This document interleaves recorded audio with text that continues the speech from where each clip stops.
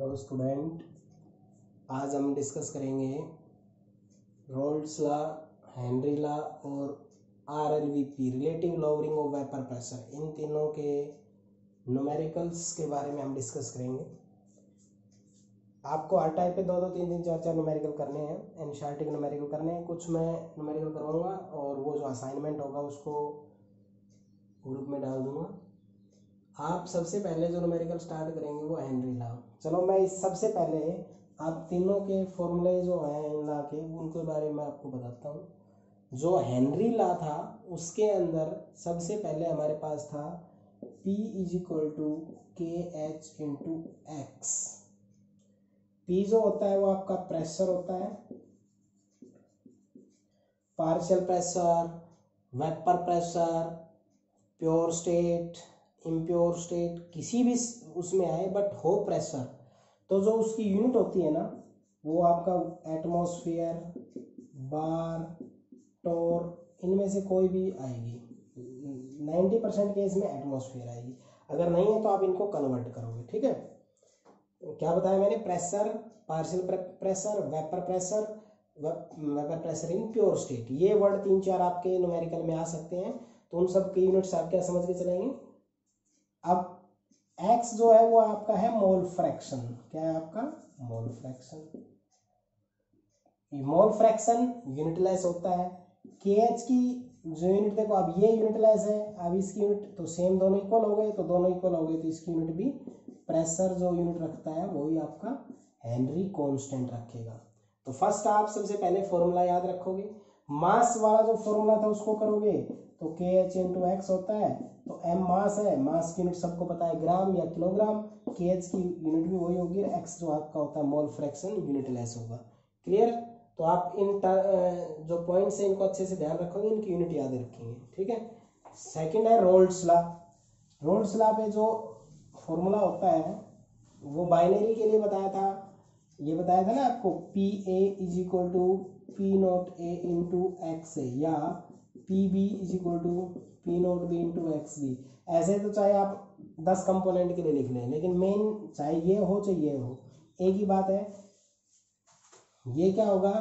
ये होगा vapour pressure. ये क्या होगा? Vapour pressure in pure state, और ये क्या होगा आपका? Mole fraction. अब पीछे इनके बारे में बताया जा चुका। मोल फ्रैक्शन इज यूनिटलेस, क्योंकि मोल्स का डिवीजन होता है, मोल से मोल कैंसिल आउट हो जाएगा। मैंने अभी कुछ टाइम पहले ही अभी बताया था कि प्रेशर हो, vapour pressure in pure state हो, या आपके पास सिंपली प्रेशर गिवन हो, वेपर प्रेशर हो, प्योर स्टेट हो, वो सब एक यूनिट रखते हैं। तो यहाँ पर ये अगर यूनिट ऐसे दोनों बराबर आ गए, इनका जो यूनिट होगा एटमॉस्फेयर, बार या टोर के अंदर होगा। क्लियर? ये आपका आज का सेकंड फॉर्मूला है जो आप पीछे कर चुके हो। थर्ड जिस फॉर्मूले पे न्यूमेरिकल आएंगे वो हमने रोल्स लॉ को ही आगे वोलेटाइल और नॉन वोलेटाइल सॉल्यूट के लिए जो हमने डेरिवेशन किया था, उससे जो हमारे पास आया था क्या था? P0A - PA / P0A। ठीक है, ये किसके बराबर आया था? ये आपका आया था W2/M2 × M1/W1। Clear?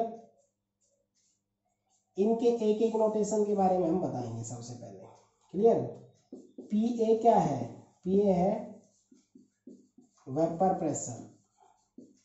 Clear? P0A ये याद रखना, जो प्रेशर ही है, ये नोट का मतलब होता है प्योर स्टेट में, vapour pressure in pure state. Pure state का मैंने तब भी बताया था, एक बार दोबारा सुन लो।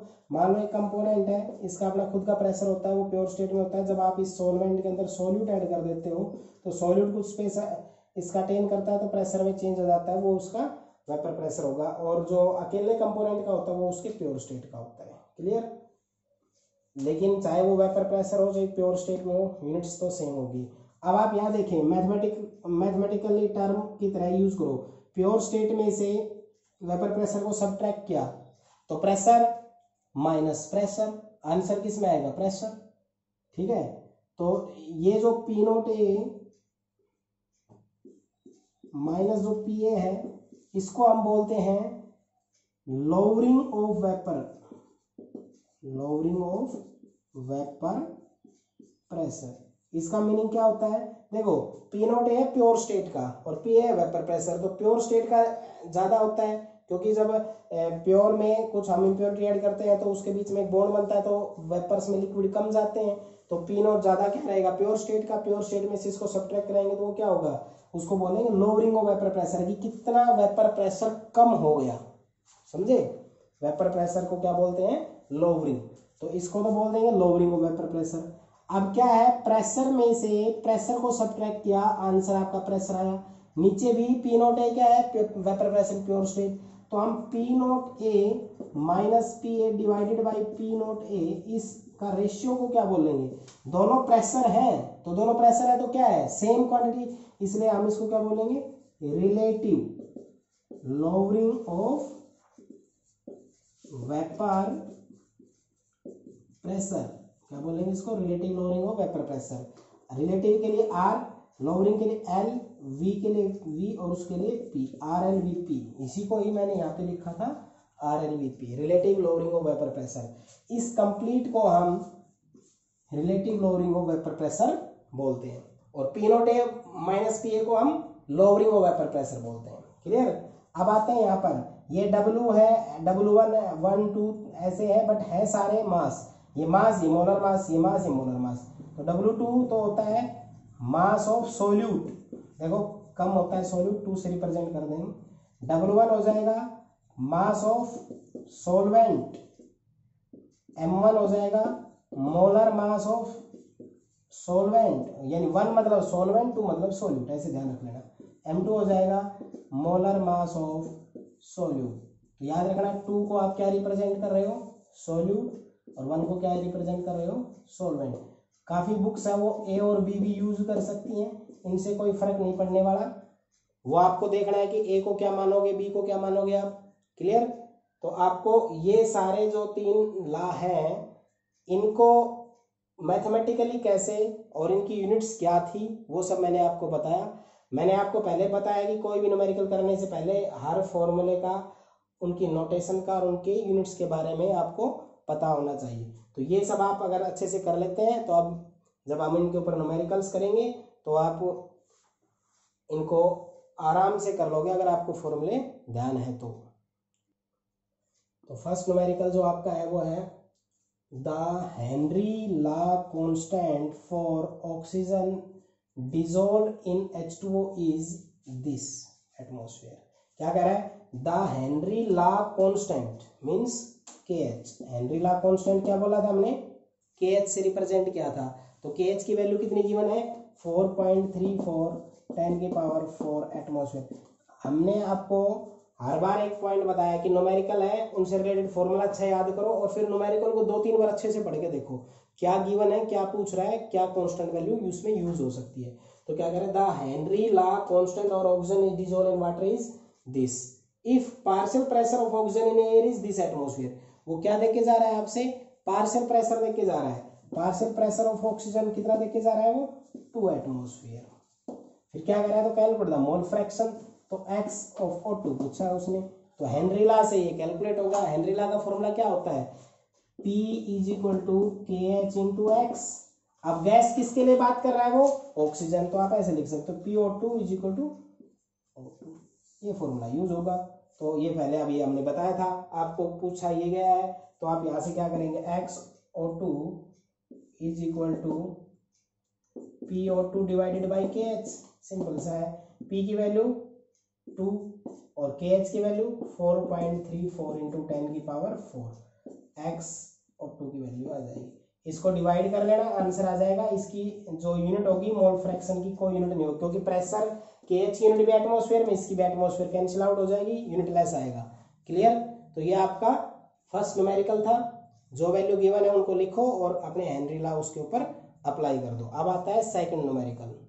ठीक है, सेकंड न्यूमेरिकल अभी dry air contain 79% N2 and 21% O2 means total हो गया 100%। मीन्स एक एयर है ना, उसमें इतने परसेंट नाइट्रोजन, इतने परसेंट ऑक्सीजन है। Determine the proportion of N2 and O2। N2 और O2 का प्रोपोर्शन कैलकुलेट करना है आपको जब H2O को 1 एटमॉस्फेरिक में डिसोल्व कर रहा है। हेनरी कांस्टेंट N2 के लिए दे दिया है और O2 के लिए दे दिया है। ये N2 के लिए दे दिया है, ये O2 के लिए दे दिया है। न्यूमेरिकल को अच्छे से पढ़ें। तो इसको हम कैसे करके चलते हैं, तो इसका आंसर होगा 79% है और 21% है, तो सीधा सा है टोटल प्रेशर जो होगा वो हमारा 1 एटमॉस्फेयर है। इधर रखा 1 एटमॉस्फेयर, तो आप 1 एटमॉस्फेयर का क्या निकाल लेंगे, 79% निकाल लेंगे। तो कैसे होगा, ये 79% क्या है, नाइट्रोजन, तो आप क्या निकालोगे, प्रेशर ऑफ N2 निकालोगे, यानी कि 79% निकाल दो 1 का, तो कितना होगा, 1 एटमॉस्फेयर है ना, इसका कितना 79% नाइट्रोजन, इसका 21% ऑक्सीजन, तो 79 divided by 100 into 1। Similarly P oxygen कितना हो जाएगा, 21 इंटू 1 बाई 100। तो दोनों का परसेंटेज आपका आ गया है। नाइट्रोजन का आ जाएगा, डिवीजन करोगे तो 7.79 और इसका आ जाएगा 0.21 एटमॉस्फेयर। तो आपके पास ये दोनों के दोनों का प्रेशर आपको पता है। फिर इसके बाद हेनरी कांस्टेंट आपको पता चल गया है, तो आप क्या करेंगे, KH लिख दोगे। KH आप ये लिख रहे हैं पहले N2 के लिए, KH किसके लिए, N2 के लिए आपका वो गिवन है न्यूमेरिकल में ही 8.54 10 की पावर 4 एटमॉस्फेयर। KH आपका जो है ऑक्सीजन के लिए वो गिवन है 4.56 10 की पावर 4 एटमॉस्फेयर। मतलब आपको प्रेशर पता चल गया, आपको हेनरी कांस्टेंट पता चल गया। अब वो क्या पूछ रहा है, प्रोपोर्शन पूछ रहा है, N2 and O2 dissolve in H2O, तो उसको क्या बोलते हैं, मोल फ्रैक्शन जो डिसोल्व होता है। तो आप x की वैल्यू यहाँ से निकाल लेंगे, तो PN2 is equal to KH into XN2। तो यहाँ से आप x की वैल्यू निकाल लेंगे, वो कितना आ जाएगा, PN2 divided by KH। Similarly PO2 is equal to KH into XO2। This implies that XO2 is equal to PO2 divided by KH। तो प्रेशर नाइट्रोजन का कितना है 0.79, KH की वैल्यू कितनी है 8.4 इंटू 10 की पावर 4, ये डिवाइड कर लो। सिमिलरली प्रेशर ऑक्सीजन का कितना आया था 0.21, KH कितना है 4.56 10 की पावर 4, इसको सोल्व आउट कर लो। जब दोनों की वैल्यू आ जाए तो XN2 और XO2 का रेशियो आप लिख सकते हैं। जैसे इसका 0.79, 8.54 10 की पावर 4, रेशियो 0.21 4.56 10 की पावर 4। डिवाइड करना है आपको, 1 का ये परसेंटेज निकालना है। ये प्रेशर पता चल गया, KH गिवन है, XO2 निकाल लो और XN2 निकाल लो, और जो आंसर आए उनका रेशियो पूछा है उसका रेशियो निकाल दो। सिंपल सा न्यूमेरिकल, ठीक है। अब देखते हैं हम थर्ड न्यूमेरिकल। थर्ड न्यूमेरिकल है vapour pressure of CHCl3 and CH2Cl2 at 298 Kelvin are this, यानी कि 200 mm of Hg and 400 mm of Hg respectively. Find the vapor pressure of the solution prepared by mixing 25.5 gram of CHCl3 and 40 gram of CH2Cl2 at 290 mm. ये यहाँ पर Henry constant वगैरह की कोई बात नहीं हो रही है, तो यहाँ पर हेनरी लॉ तो लगेगा ही नहीं। यहाँ पर वेपर प्रेशर और प्योर स्टेट की बात हो रही है, तो यहाँ पर कौन सा लॉ लगेगा, रोल्स लॉ। रोल्स लॉ का फॉर्मूला क्या कहता है, रोल्स लॉ का जो फॉर्मूला होता है वो कहता है प्रेशर ऑफ द कंपोनेंट। अब यहाँ पर क्या है, मान लो आपके पास क्लोरोफॉर्म है, तो आप क्या करोगे, क्लोरोफॉर्म का निकाल दोगे। आप ऐसे लिख दोगे pressure of chloroform is equal to pure state chloroform का और क्लोरोफॉर्म का ही मोल फ्रैक्शन। अगर CH2Cl2 का करोगे तो pressure of CH2Cl2 is equal to vapour CH2Cl2 और mole fraction of CH2Cl2। Clear, आपको बिल्कुल स्टेप टू स्टेप काम करना है। जैसे आपको ये प्रेशर पूछा है तो PCHCl3 vapour pressure of solution prepared by mixing इतने ग्राम ऑफ क्लोरोफॉर्म एंड इतने ग्राम ऑफ CH2Cl2 और vapour pressure of CH3 and CH2Cl2 at 298 Kelvin 200 mm of Hg and 415 mm of Hg। तो ये जो 200 mm of Hg और 415 mm of Hg दे रखा है, ये क्या दे रखा है, ये प्योर स्टेट का दे रखा है। तो ये आपका 200 किसका है, क्लोरोफॉर्म का। तो आपका ये तो पता है 200 इंटू, ये नहीं पता मोल। सिमिलरली इसकी बात करें CH2Cl2, इसका ये तो दे रखा है 415, लेकिन आपको इनका मोल फ्रैक्शन नहीं पता। अब मोल फ्रैक्शन, इन दोनों के मोल फ्रैक्शन को आपको कैलकुलेट कर देना, ये स्टेप है। मोल फ्रैक्शन आपको कैलकुलेट करना बता भी रखा है। तो मोल फ्रैक्शन कैसे निकालेंगे, पहले हम क्लोरोफॉर्म का करेंगे। तो मास कितना है क्लोरोफॉर्म, मास ऑफ CHCl3, तो मैं इसको पूरा ना लेके ऐसे लिख देता हूँ, MCHCl3 कितना 25.5 ग्राम। मोलर मास क्लोरोफॉर्म का कितना होगा, कार्बन का 12 और 1 13 और क्लोरीन का 35.5 गुणा 3, इनको जोड़ के अगर आप लिख दोगे तो ये आपका आ जाएगा 119.5। तो मोल कितना आ जाएगा, मोल किसका, CHCl3 का, ये आ जाएगा mass upon molar mass. Clear, तो एक का मोल आपको पता चल गया। सिमिलरली दूसरे का करेंगे तो मास CH2Cl2 का कितना 40 ग्राम, इसका मोलर मास CH2Cl2 का अलग से निकाल देते हैं यहाँ पे, CH2Cl2 12 प्लस 2 प्लस 35.5 70 और 1 71, कितना हो गया 70 10 80 4 84 1 85 85, तो कितना आ जाएगा 85 ग्राम। तो मोल CH2Cl2 का कितना हो गया, ये हो गया 40 डिवाइडेड बाई 85। आपको क्या चाहिए, मोल फ्रैक्शन, आपको क्या चाहिए मोल फ्रैक्शन। तो आपको सबसे पहले क्या करना है, देखो कैलकुलेशन से बचने के लिए एक काम और भी कर सकते थे, इसको डिवाइड, किसी एक का मोल निकाल लो, दूसरे का निकालना है उसको 1 से सब्ट्रैक्ट कर दो, तो आपके इनके क्या आ जाएंगे, मोल आ जाएंगे। ठीक है, अब आपका जब यहाँ से मोल आ गया है तो इसका मोल आया है 0.312, ये कैलकुलेट कर लेना। इसका जो मोल आएगा वो 1 में से, इसको जब आप 1 में से 0.312 सब्ट्रैक्ट करोगे तो कितना आएगा, ये बताओ, ये आ जाएगा 886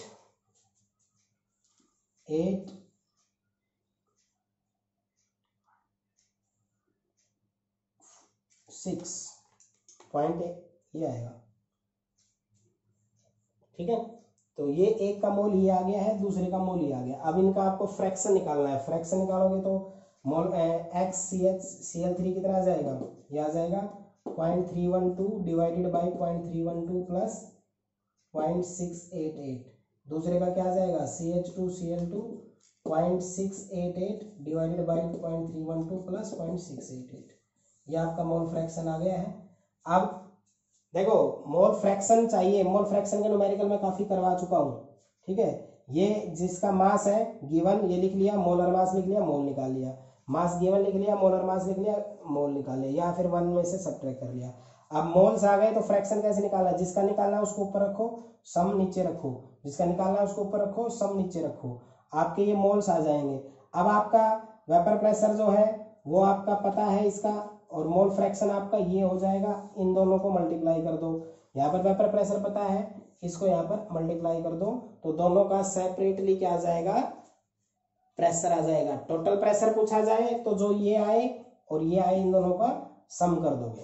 तो सिंपल सा है, मोल फ्रैक्शन निकालना है, इसका अलग और उसका अलग, वो अलग से एक स्टेप में करके भी आप कैलकुलेट कर सकते हो। ठीक है, नेक्स्ट अब फोर्थ न्यूमेरिकल है vapour pressure of H2O at 20 degree Celsius is 17.5 mm of Hg। क्या दिया है, vapour pressure of water 20 degree Celsius पे ये है, और उसका lowering of vapour pressure of sugar solution is this, और lowering of vapour pressure given है। तो vapour pressure in pure state में हो गया ये, तो P0 कितना गिवन हो गया 17.5, कितना हो गया है 17.5 mm ऑफ Hg। क्लियर, और लोअरिंग ऑफ वेपर प्रेशर दिया है, तो आपको क्या बताया था, लोअरिंग ऑफ वेपर प्रेशर क्या था, P0 माइनस PA, ये कितना गिवन है 0.061 mm ऑफ Hg।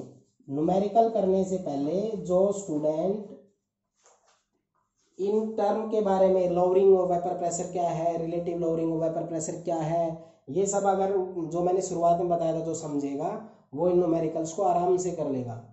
तो कैलकुलेट क्या करवाया, RLVP करवाया। RLVP means relative lowering of vapour pressure. क्या बताया था, क्या होता है ये होता है P naught A minus PA upon P naught A, इनका रेशियो होता है। तो ये 0.061 डिवाइड बाई 17.5, ये आपका आ गया। यूनिट लेस होगी, प्रेशर यूनिट है। Similarly vapour pressure of the solution पूछा है, तो वेपर प्रेशर ऑफ सॉल्यूशन किसके बराबर होगा, वेपर प्रेशर ऑफ सॉल्यूशन होगा जो वेपर प्रेशर, सेकंड जो बी पार्ट है वो वेपर प्रेशर ऑफ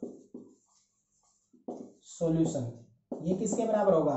तो आप खुद ध्यान से इस न्यूमेरिकल को पढ़ो कि ये तो है प्योर स्टेट का, ठीक है, कितना 17.5, तो यानी कि उसका खुद का तो इतना है, और ये हो गया है उसका लोअरिंग ऑफ वेपर प्रेशर। समझे, कितना लो हो गया उसका वेपर प्रेशर, कम कितना हो गया। तो जब आप वेपर प्रेशर ऑफ सॉल्यूशन निकालोगे तो क्या होगा, जो 17.5 यानी प्योर स्टेट का है, इसमें से जितना कम हुआ है उसको क्या कर दो, सबट्रैक्ट कर दो, वो आपका किसका आ जाएगा, ओनली सॉल्वेंट का आ जाएगा। क्लियर। थर्ड जो है वो है इनका मोल फ्रैक्शन कैलकुलेट करने का। अब मोल फ्रैक्शन कैलकुलेट अगर करना भी चाहो तो फॉर्मूला क्या बता रखा है, P naught A minus PA divided by P naught A is equal to XB, ये फॉर्मूला होता है। तो आपका ये इन सारों का जो ये रेशियो आया, यही किसका आ जाएगा, मोल फ्रैक्शन ऑफ, जो ये रेशियो आएगा यही किसका आ गया, XB। अब आपको पता है XA plus XB is equal to 1 होता है, तो X से निकालेंगे तो क्या हो जाएगा 1 माइनस XB, यानी कि 1 में से 0.061 डिवाइड बाई 17.5 को सबट्रैक्ट कर दो। क्लियर।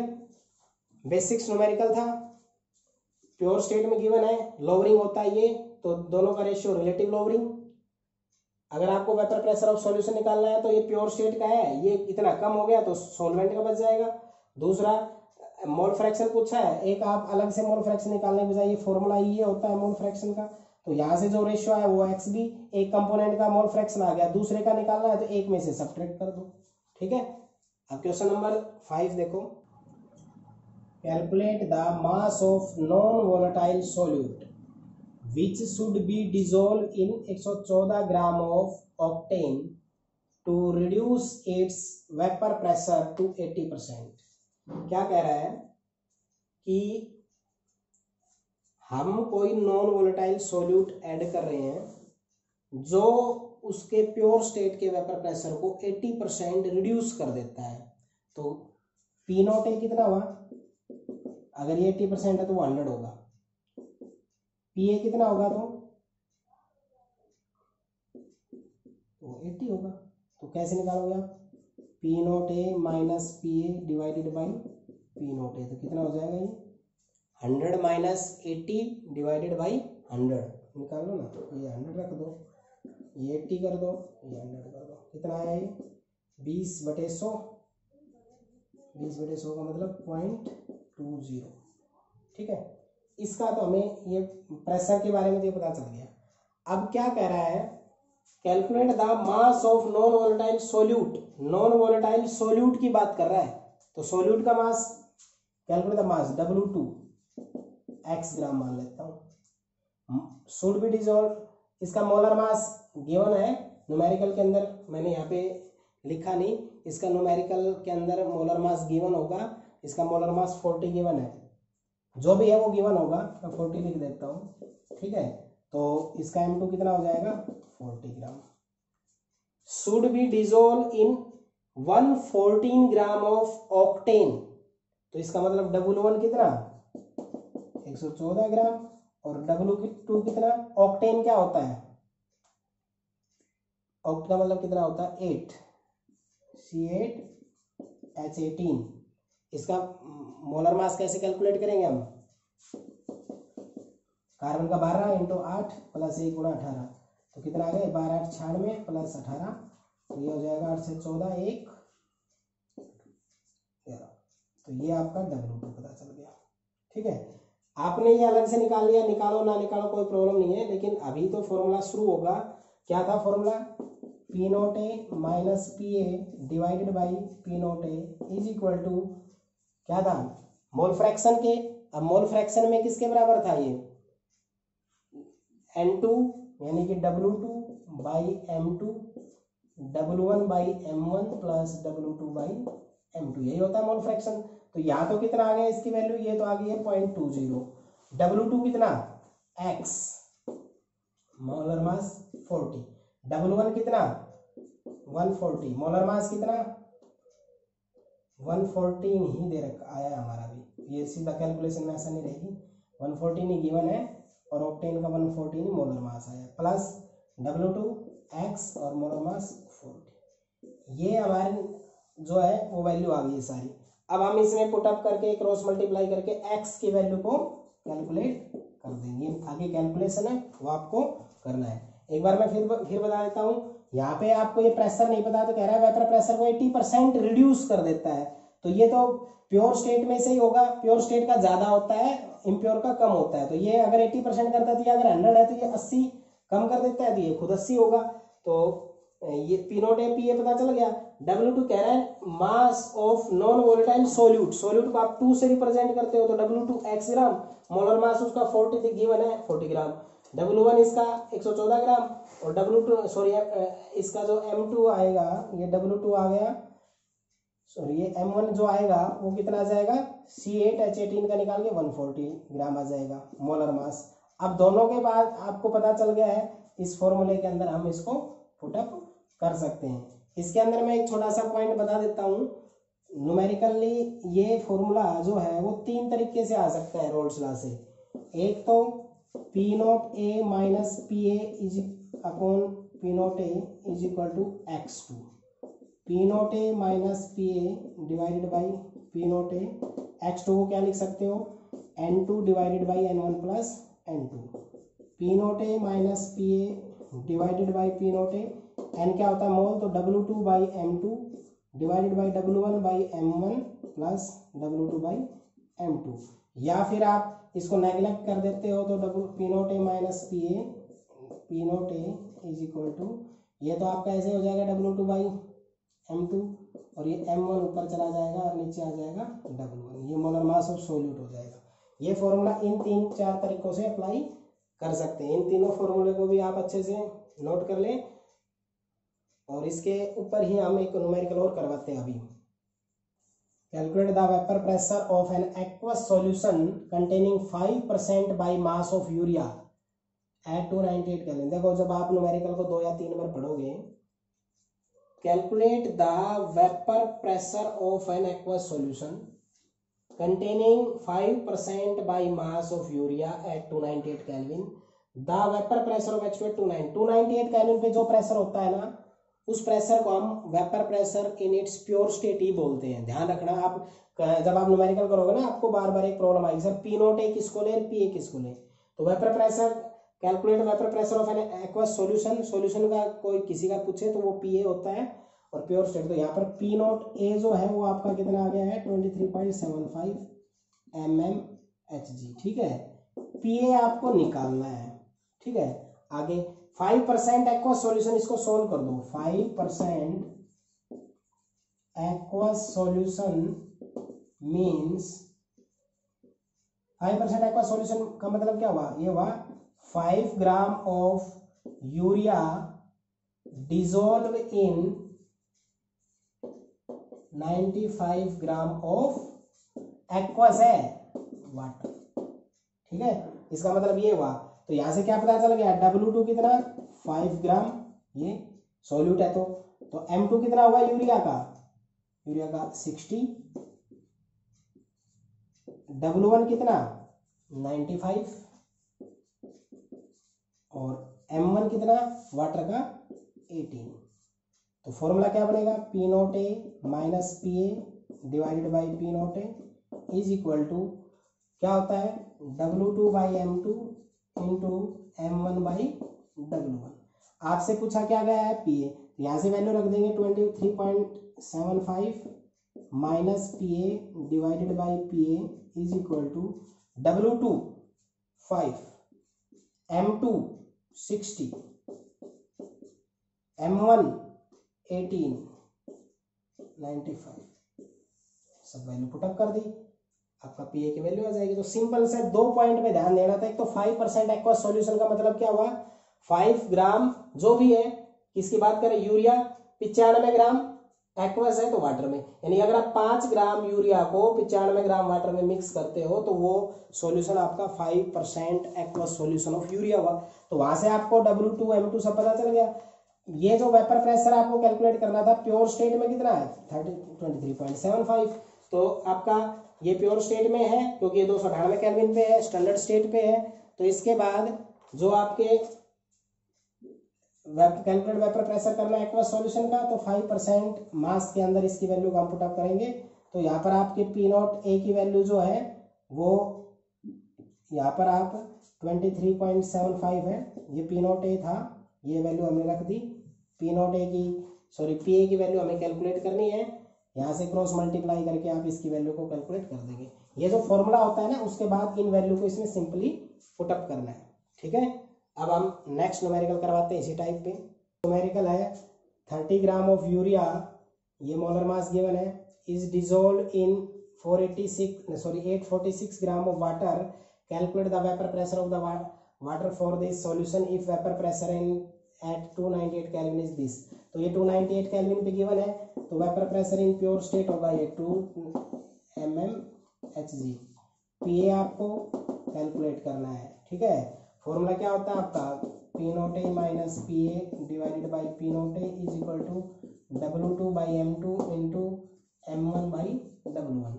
अब आपका क्या कह रहा है 30, देखो आपको 2 का मतलब सॉल्यूट, 1 का मतलब सॉल्वेंट, तो ये 30 ग्राम ज़्यादा है या 846, ये कम है, ये ज़्यादा है, तो जो कम है वो सॉल्यूट, कम है वो सॉल्यूट, तो W2 कितना 30 ग्राम, M2 कितना यूरिया का 60 ग्राम, सिमिलरली W1 कितना 846 ग्राम, और W2 कितना वाटर है, वाटर का मोलर मास कितना होता है 18 ग्राम। यहाँ पे पुटअप करेंगे 23.8 minus PA divide by 23.8 is equal to W2 कितना है 30, M2 कितना है 60, M1 कितना है, सॉरी यहाँ पर ये M1 आएगा, M1 कितना है 18 और W1 कितना है 846। आप इसमें पुटअप करके PA की वैल्यू को कैलकुलेट कर सकते हैं। सिंपल सेम जो इससे पहले टाइप थी एसडी टाइप के न्यूमेरिकल थे। ये न्यूमेरिकल जो है ये RLVP पे जो न्यूमेरिकल है वो ज़्यादा इंपॉर्टेंट है। बाकी आपको हेनरी ला, रोल्स ला और RLVP relative lowering of vapour pressure, Raoult's law, जिससे हम M2 कैलकुलेट करते हैं कोलिगेटिव प्रॉपर्टी में, उनके ऊपर आप एनसीईआरटी के जो 4-5 न्यूमेरिकल इनके ऊपर वो न्यूमेरिकल करना।